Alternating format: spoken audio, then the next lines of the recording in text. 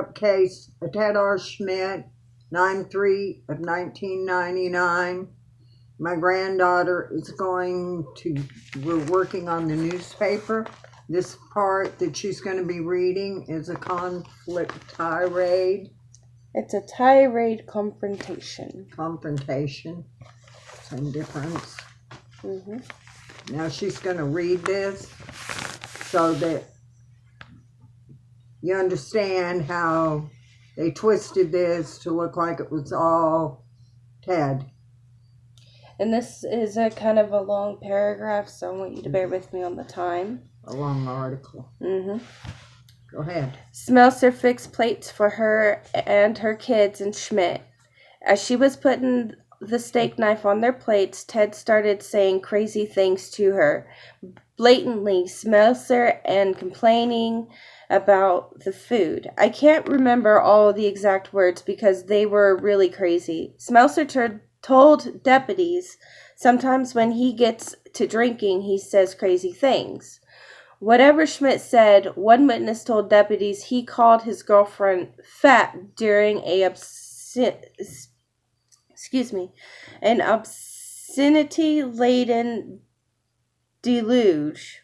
I'm not sure exactly what that means. It upsets Tammy, and she didn't eat. She sat back down to watch the movie, and he sat in a chair at the kitchen table and was cursing at her. Her mother recalled being able to see a reflection in the window of Schmidt making obscene gestures at Tammy. McMullen said that he couldn't stand listening to Ted anymore, and he yelled at him. I said, Ted, you can't talk like that around here. Now you got two options. You can either shut up or you can leave. Now what's the two options you've got? According to his statement to deputies, Schmidt quieted down, but only until McMullen finished dinner. He got up to take his plate complete with leftovers on it for the dog and silverware to the kitchen. That's when Schmidt jumped up and came to McMullen, who was carrying a steak knife and fork in his right hand. McMullen said Schmidt bulldozed him, running right over him.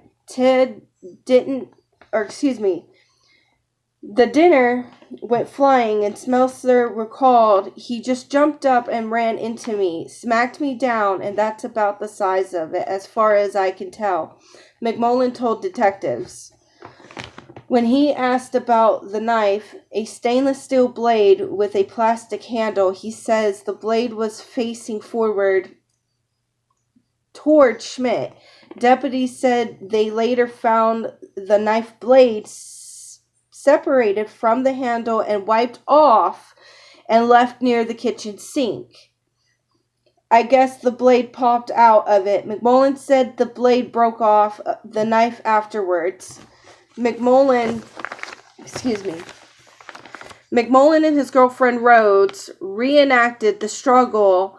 You can't see you in the video. Oh, excuse me. Sorry, guys. Reenacted the struggle with the state attorney's office and investigator Mike Ryan, a former Collier County deputy, on September 16th. He was in my face before I knew what happened, McMullen says in the videotape reenactment. I seen his hand before he hit him.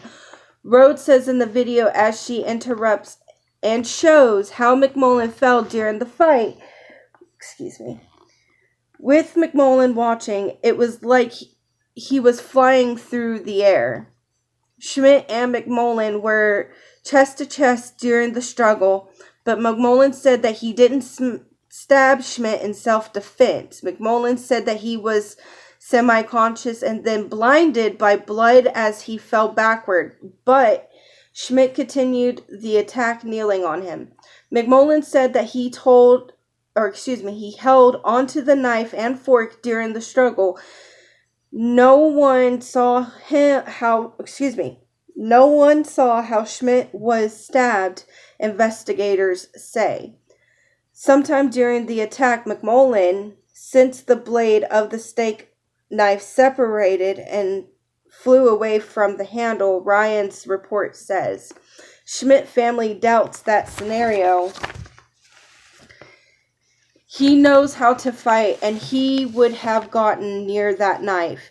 Kenneth Schmidt said, because the men were about the same size at 6 feet tall, the lower cut to the abdomen could have been accidental, Schmidt's brother says.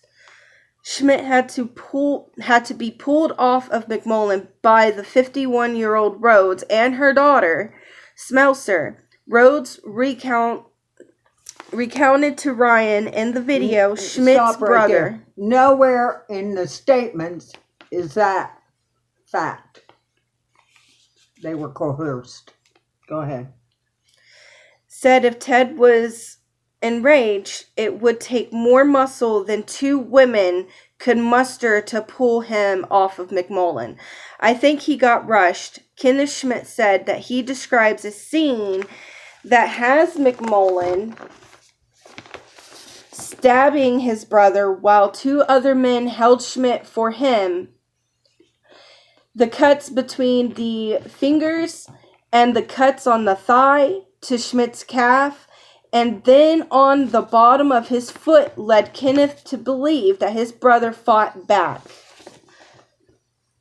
I'm just a mechanic, Kenneth Schmidt said, but still, it don't take much to see to see that happening. After the struggle in the doorway, Smelser said she gathered the kids together and put them in the living room. Then she says Schmidt stumbled out of the back door, but was able to grab her by the shirt and pull her down onto some junk outside the door. She was knocked down to her knees as Schmidt... Then why wasn't that in her statement? Go ahead. Schmidt made his way through the yard where he tripped on a PVC pipe and collapsed face down about 30 yards away. He described as both running and walking. Keep in mind, in a couple of prior videos, we had the entire lunar solar system laid out that was official. That was so dark. It was so dark. There was no lights. There's no way anybody could flashlights. See. And a porch light. Yeah. Which would have still not been enough, but we'll get to that another time. My first assumption was that he attacked me in my house, and now he's flopped out on the dirt playing drunk and passed out to try to keep the law from being called on him. McMullen told deputies that what I was gonna do, get him away from the house. When they figured out that Schmidt was seriously hurt, not passed out, they called 911 and started CPR, flipping him over onto his back. There was no luminol used in that house at all as to where that fight happened. God bless.